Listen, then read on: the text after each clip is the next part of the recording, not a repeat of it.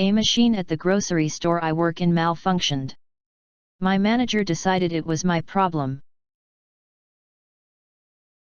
The machine that takes in the bottles that have a deposit fee on them was broken. The machine couldn't scan the bottles, so the customers wouldn't get their money back. A customer told me about it, so I told my manager. He told me that I should take care of it because he was on break and the customers came to me. I told the customer that I couldn't help her and that she needed to come back some other time when it was fixed. My manager said that handling things in that way was also not acceptable. I started to get a little bit infuriated, so I decided to go back to the work I was supposed to do.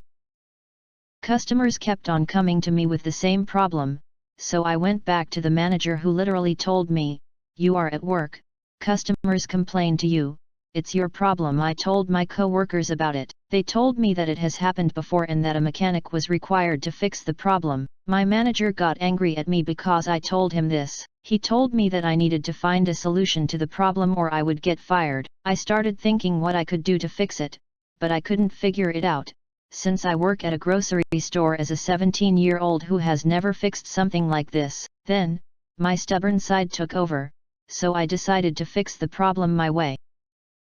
I took a broom, and punched a hole in the seal that keeps the bottles from falling down. Then, I put a big plastic bag on the other side of the machine for the bottles to fall into. My manager lost it and told me I need to fix it in a better way right now. So, I put the plastic bag in his hands and told the 12 customers that were waiting for the machine to work to give their bottles to my manager, and he would take care of it. The manager then sent me home as he was raging and yelling at everyone. The next day I had to work again, and the mechanic was there to fix it. He told me that I made the situation with the machine worse, but that he had to laugh when he heard the story about my manager.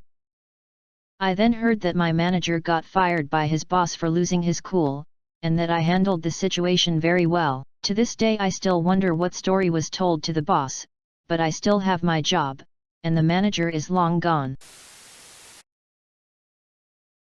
Now to the comments. We had a drawer on one of the tills that kept getting stuck.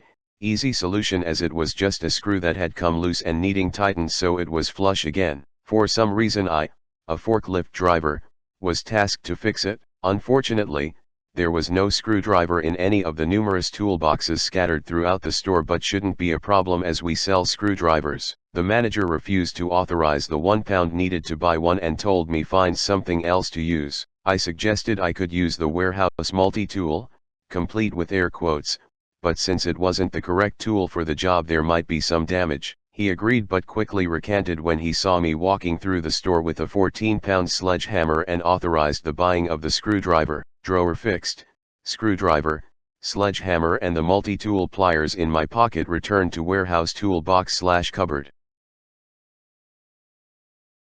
Warehouse multi-tool. 14-pound sledgehammer. They fix many things, particularly managerial attitudes. The old phrase "when all you have is a sledge hammer everything looks like a nail" would probably apply. Another manager that was totally unqualified to be a manager. There seems to be a theme running through Reddit. Regardless of the industry or business, there are way too many unqualified managers that should never have become managers.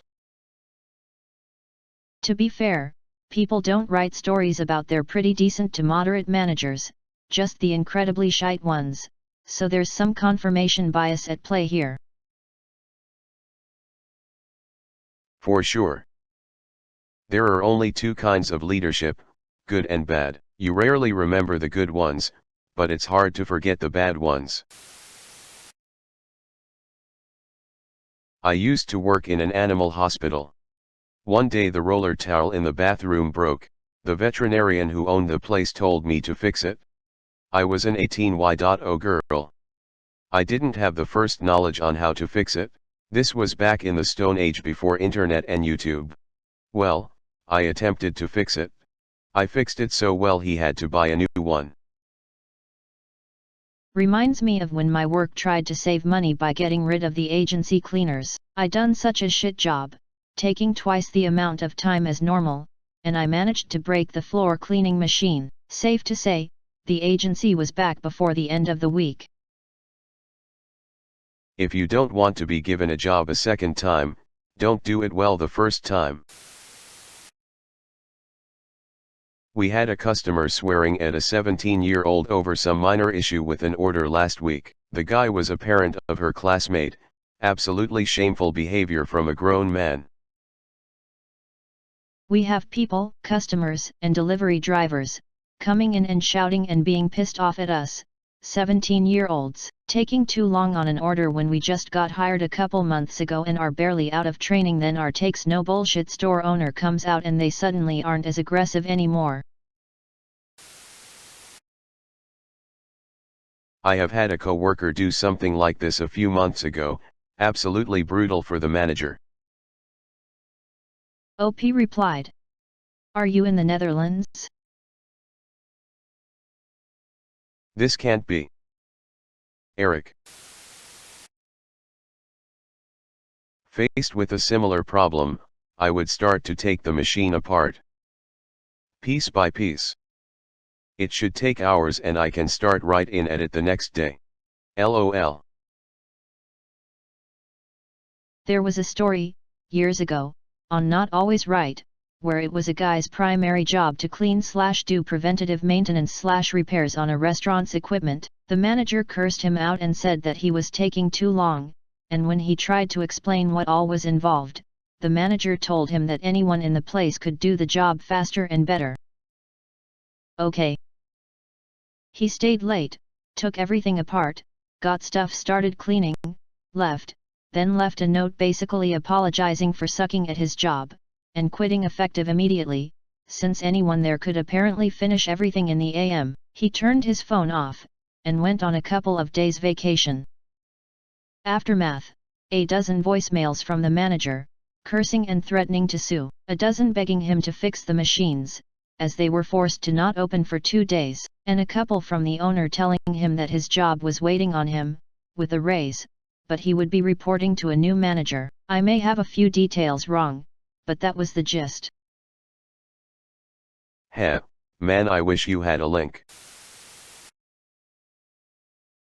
I used to work in a factory that made parts for cargo ship engines. The engineers had been making some adjustments to the CNC machine I operated and had been for a few weeks. Feeling that work on the machine was complete, I was asked to work over the weekend to catch up on lost production time. The engineers told me that if anything didn't seem right, let the supervisors know and leave the machine until they come back to work on Monday to make further adjustments. Alas, the parts weren't coming out to the correct specifications, so I told the supervisors and got ready to head home. Naturally, the more work I get done, the bigger the bonus is for the supervisors at the end of the year.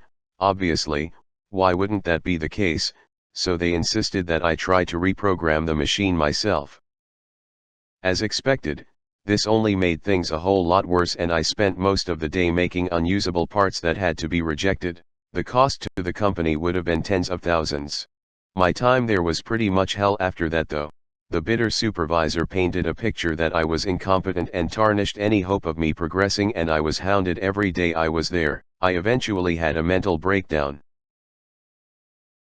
Gotta love incompetent bosses that take out all their frustrations on their subordinates. Then they wonder why their turnover rate is ducking garbage.